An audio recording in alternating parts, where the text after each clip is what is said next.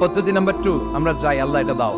আল্লাহ তখনও বলে ইয়েস দেব, কারণ না বলে ফিরিয়ে দিতে আল্লাহ জানেন দেব, তবে সাথে সাথে দেন না, লেটার অন, দেরি করে। কখন দিলে আমার জন্য ভালো, এটা আমার চেয়েও ভালো জানে কে, দেরি করে দেয়। পদ্ধতি নাম্বার 3, আমি চাইলাম আল্লাহ এটা দাও, আল্লাহ বলে ইয়েস দেব, সাথে সাথে দেয় না, দেরি করেও দেয় না।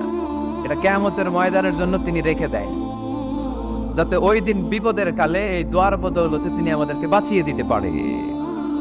তাহলে যে এত এত দোয়া করি, লাভ আছে না নাই?